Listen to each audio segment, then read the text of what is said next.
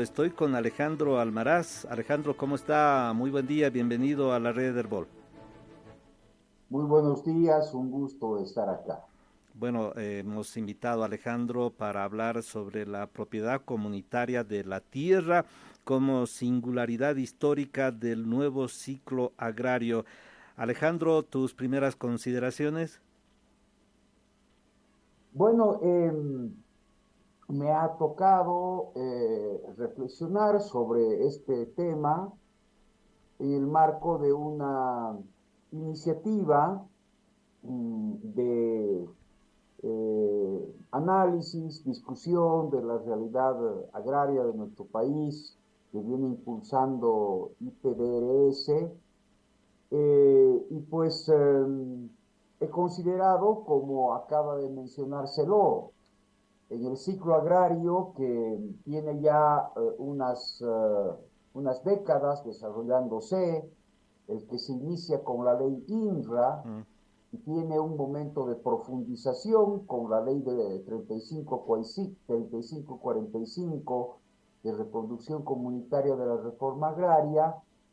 Como bien lo dice el nombre de la propia ley, lo más singular y trascendental es esta notable expansión de la propiedad comunitaria de la tierra, que ha venido a tener una clara expresión estadística en ese alrededor de 40 millones de hectáreas que están tituladas en forma comunitaria, ya sea en la forma de propiedad de territorio indígena o de simplemente propiedad comunitaria campesina, que tienen básicamente el mismo régimen, Mm. es decir, una superficie muy grande, cercana a la de la mitad del territorio nacional, equivalente a la superficie de los estados grandes de Europa, mucho mayor que la media de los estados europeos, ¿no? Es propiedad comunitaria y eso le da su singularidad, ¿no? Al ciclo agrario que todavía estamos viviendo. Alejandro, ¿el Estado plurinacional está siendo un mejor contexto para el ejercicio de los derechos de las comunidades indígenas y campesinas? Fue, fue en tiempo pretérito Ujú. un mejor contexto hasta el momento en que mantuvo cierta permeabilidad de sentido democrático respecto a las demandas de las mayorías agrarias constituidas por indígenas campesinos.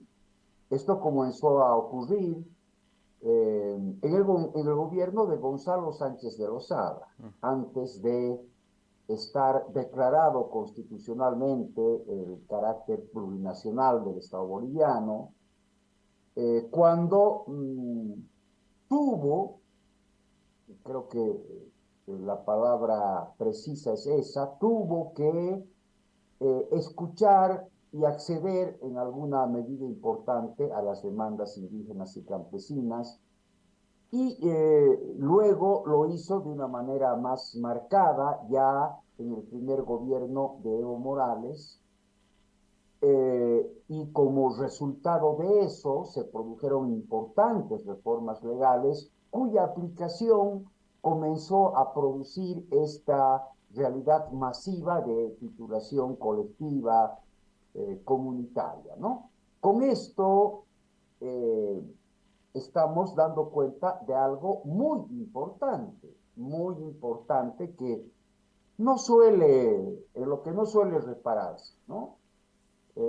Determinados analistas políticos, agrarios que han continuado pronunciándose muy recientemente, parecen atribuir a cierta voluntad política, estatal, gubernamental, la titulación comunitaria, como si lo hubiera querido en su momento Sánchez de Lozada o luego Evo Morales. Yo diré que no en la misma medida, ciertamente. Evo Claro. Morales tuvo una proximidad mucho mayor a las demandas indígenas y campesinas, pero en el fondo el Estado fue siempre reticente a algo que viene no de él, sino de las comunidades indígenas y campesinas, que es la voluntad de obtener la propiedad comunitaria de la tierra, contraria ciertamente a lo que ha venido a nombrarse como propiedad privada plena. Mm. Quienes consideran que es malo que no se reconozca esa propiedad privada plena, ¿no? Creen pues que es producto de una maldad estatal, digamos, la maldad de Evo Morales, que haya propiedad comunitaria de la tierra y no propiedad privada, individual, plena, libremente transferible, etcétera, etcétera, ¿no? No, no pues. Las comunidades campesinas e indígenas en Bolivia siempre, siempre, hasta el día de hoy, y lo seguirá haciendo por mucho tiempo, a despecho de las convicciones modernizadoras del Estado, quieren vivir en comunidad. Y para vivir garantizadamente en comunidad, quieren seguir teniendo la propiedad de su tierra de forma comunitaria. Bueno, menciona que son 40 millones de hectáreas de propiedad colectiva o comunitaria. Dentro de estas 40 millones de hectáreas, ¿hay otros tipos de propiedades de de este número, Alejandro? Dentro no, Mm. junto a, Ah, ¿no? ok. Tenemos 40 millones de propiedad comunitaria, Mm. 15 o un poquito menos de propiedad pequeña, individual, y 20 como propiedad que podríamos decir empresarial, englobando la propiedad propiamente empresarial, que podría decirse también en términos más simples, grande y mediana, ¿no? Y luego, siendo que ya está muy próximo a concluir el saneamiento, con el saneamiento de toda la superficie sujeta a este procedimiento, que son 106 millones de hectáreas, hay también una superficie importante de tierras fiscales, ¿no? Unas disponibles para su dotación y otras no disponibles por ser objeto de otros derechos, por ejemplo, concesiones forestales Mm.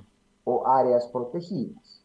Y Ok. es bueno decir que aquellas que tienen el carácter de fiscales disponibles por eh, efecto de la disposición constitucional y también de la legal agraria están destinadas en exclusividad a la dotación que supone la constitución de derechos de propiedad gratuita y en forma comunitaria, ¿no? O sea que lo que tendría que ampliarse más entre las formas de propiedad que están ya constituidas son las comunitarias. Alejandro, además de reconocer los derechos agrarios sobre la tierra y los territorios, los derechos colectivos, ¿a qué ámbitos ingresan? Bueno, en primer lugar suponen, como bien dices, la propiedad de la tierra, pero luego significan también el derecho exclusivo de aprovechamiento de los recursos forestales, ¿no? Cosa que es un atributo de la propiedad agraria en general y se ejerce en todas las formas de propiedad. Ujú. Para explicarlo un poquito más, esto significa que los recursos forestales que existen en la superficie respectiva solo pueden ser aprovechados por el titular de esa propiedad, ¿no? sea que él los aproveche personalmente o haga determinados contratos para hacerlo, y sea también cual fuere la forma de aprovecharlos. Mm, los recursos forestales no solo se aprovechan eh, cortando la madera, ¿no es cierto? Mm. También se lo hace cultivando recursos forestales o simplemente conservándolos. Pero luego, cuando hablamos de eh, las comunidades indígenas y su propiedad agraria, se aclara, no se condiciona, pero se aclara y se facilita el ejercicio del derecho a la consulta. Sobre todo, no exclusivamente tampoco, pero sobre todo respecto al aprovechamiento de los recursos no renovables del subsuelo. Es decir, que si hay minerales o hidrocarburos en el subsuelo de esa propiedad agraria, comunitaria e indígena, el Estado está absolutamente, o mejor dicho, enfáticamente obligado a desarrollar el proceso de consulta, es decir, de buscar el consentimiento previo, libre, informado, sujeto a la institucionalidad propia de la respectiva comunidad indígena, antes de cumplir cualquier acción destinada al aprovechamiento de esos recursos del subsuelo, ¿no? Bueno, hay que decir que aún si no existiera la titulación agraria Mm. y esa actividad de aprovechamiento de recursos afectara o pudiera afectar de alguna manera a una comunidad indígena, está de todas maneras obligado el Estado a ejecutar ese procedimiento de consulta. Eh, pero si además hay la titulación, la obligación es más clara. No es que nace, como es una pretensión abusiva, indudablemente, del gobierno, no es que nace el derecho a la consulta con la titulación agraria, Claro. no. Si no lo hubiera, de todas maneras hay el derecho a la consulta, pero ciertamente se facilita, ¿no? Se facilita en términos procedimentales, ¿no? Existiendo esta titulación agraria. Y por último, hay que decir que también en el caso de los territorios indígenas, originarios campesinos, eh, se facilita, se viabiliza la constitución de autonomías indígenas, que es esta forma constitucionalmente prevista de institucionalizarse el autogobierno indígena local. Es decir, un territorio indígena originario campesino titulado puede, y esto tendría que ser fácil, desgraciadamente en los hechos no lo ha venido siendo, puede constituirse en autonomía indígena originaria y campesina. Alejandro, ¿qué papel está jugando ahora la propiedad colectiva o comunitaria en la economía boliviana? Tomando en cuenta que creo que es la primera vez que el sector agroproductivo ha superado en las exportaciones al sector de hidrocarburos. Se dice que el año pasado las ventas agrícolas significaron 3.100 millones de dólares, mientras que hidrocarburos llegó a 3.003 millones de dólares. ¿Qué papel está jugando en toda esta en toda esta economía agrícola, la comunidad colectiva o comunitaria, Alejandro? Es una muy buena pregunta, muy profunda, muy significativa. No lo sabemos con exactitud, ¿no? Porque nadie se ha ocupado de averiguarlo. Mm. Yo lamento realmente que esta no sea una variable considerada en el censo agropecuario, Claro. que se ha hecho hace poco tiempo, en el que no se ha averiguado cómo incide en la producción la propiedad comunitaria de la tierra, ¿no? Hay una cierta actitud general, no estoy señalando a nadie en Mm. particular, de soslayar esta parte de la realidad, ¿no? Y es algo muy notoriamente persistente en la historia, ¿no?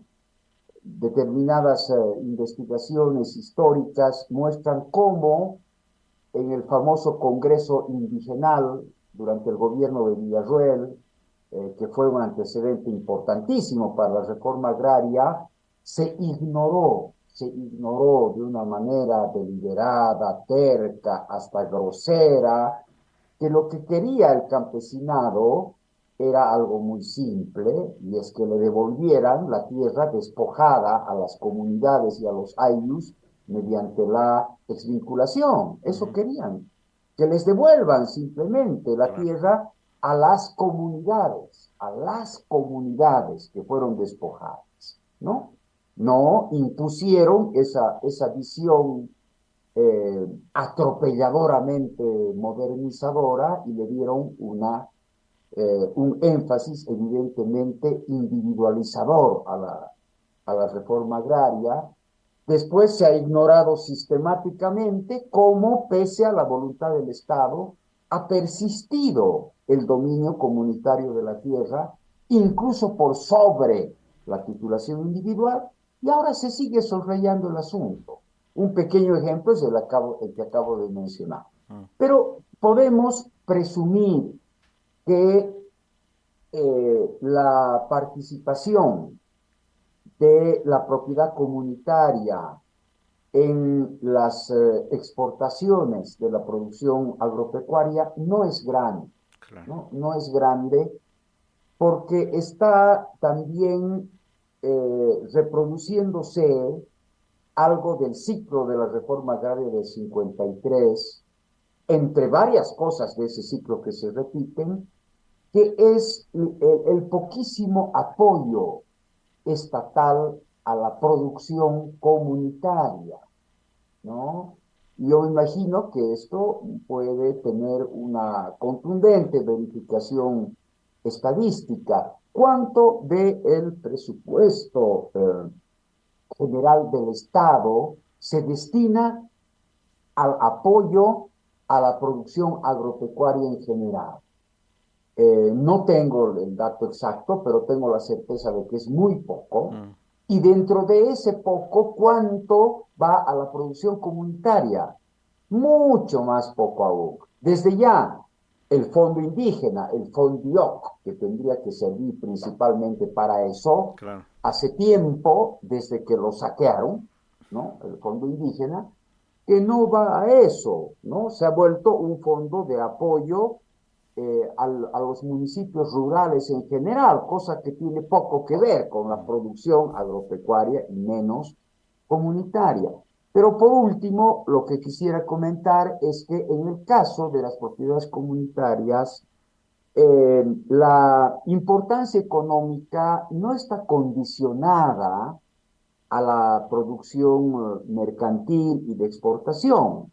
Si una propiedad sirve para que un pueblo indígena subsista, que puede hacerlo al margen del mercado, ¿no? Con producción de autoconsumo, pues ya está cumpliendo una importante función económica. Bueno, la titularización se ha tropezado muchas veces. Ha sido un proceso muy burocrático, con muchas observaciones. Ya en esta parte final, Alejandro, ¿cómo ves este proceso de titularización y en qué medida beneficia a la propiedad colectiva comunitaria? Bueno, en los últimos años, yo diría en la última década, ha habido un evidente cambio de prioridades, Mm. ¿no? Esto con las pocas estadísticas que ofrece el gobierno Sí. en el último tiempo. Podemos ver que desde el año 2017, es decir, en los últimos 6 años, de acuerdo a los datos oficiales que encontramos en la página web del INRA, la superficie comunitaria no ha variado. Mm, mm, Seguimos en los 40 millones, claro. ¿no? Ha variado la superficie de la pequeña propiedad y de la propiedad empresarial. Mm, Ahora, esto no está explicado del todo por, digamos, una voluntad de aumentar la propiedad individual. ¿Por qué razón? Porque siguiendo el orden que estaba previsto desde hace mucho tiempo y que es razonable, se ha pasado a sanear las áreas periurbanas próximas a las ciudades, que son los más difíciles de sanear por la densidad predial, como se le llama, al hecho de que hayan más predios y propiedades en las superficies, ¿no? Es decir, más trabajo para el saneamiento y doblemente porque también hay una mayor conflictividad.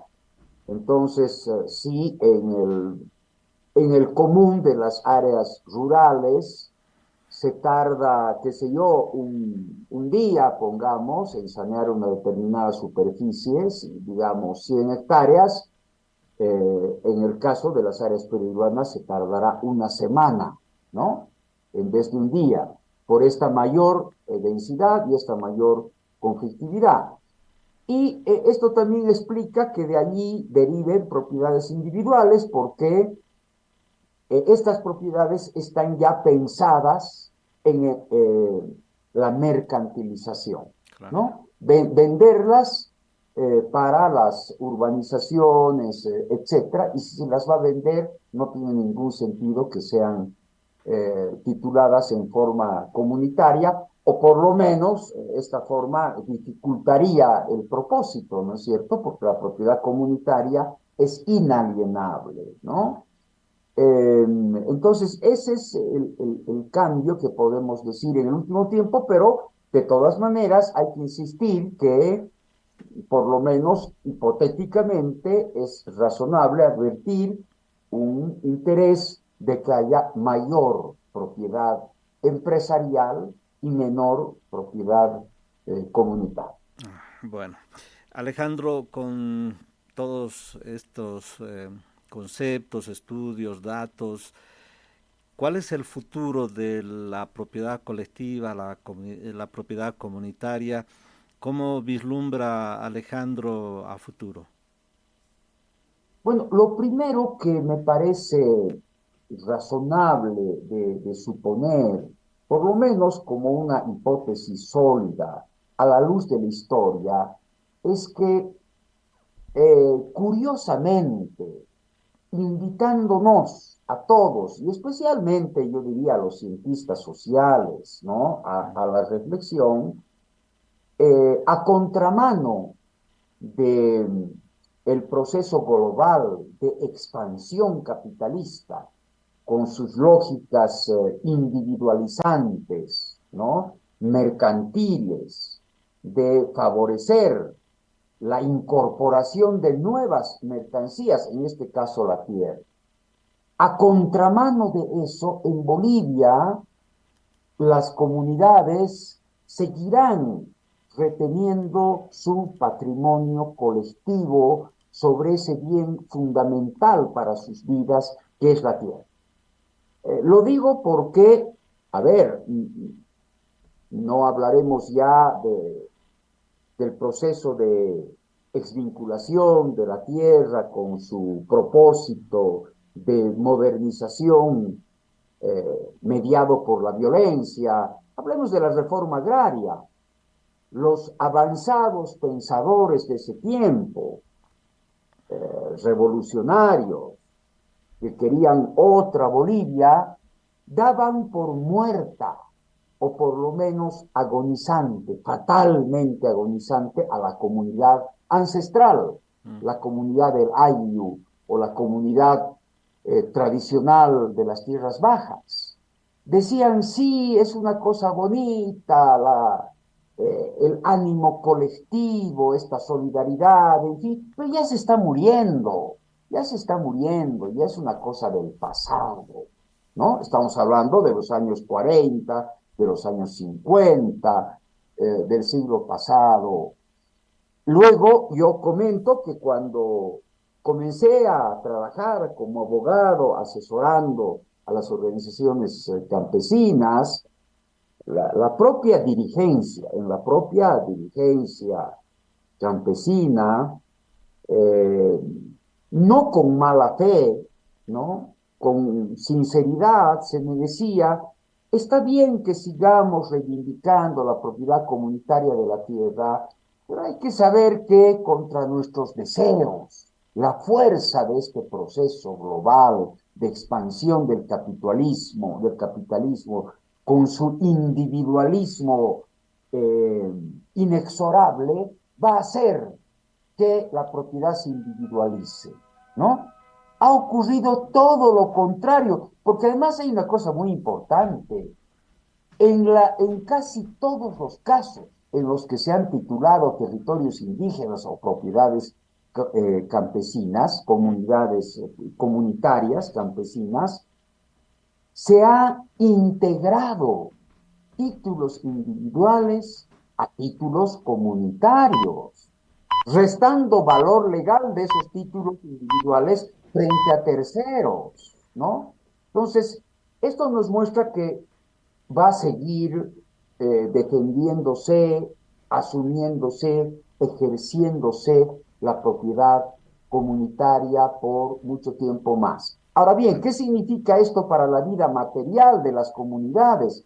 Probablemente no mejorar sustancialmente sus condiciones materiales de vida, porque para eso ya habría que mejorar los procesos productivos, y para mejorar los procesos productivos necesitaríamos un Estado al que le interese la propiedad comunitaria, y eso no ocurre en estos tiempos del Estado plurinacional, como no ocurrió antes bajo otros gobiernos, Bueno, ¿no? Alejandro. Eh, Bueno, Alejandro, entonces, se me acabó el tiempo. Mm, Me hubiera gustado extender la entrevista, pero como usted comprenderá, nuestros tiempos son limitados. así es. Será hasta otra oportunidad, Alejandro. Le quedo muy agradecido por este contacto. El agradecido soy yo y estoy pues siempre a sus órdenes.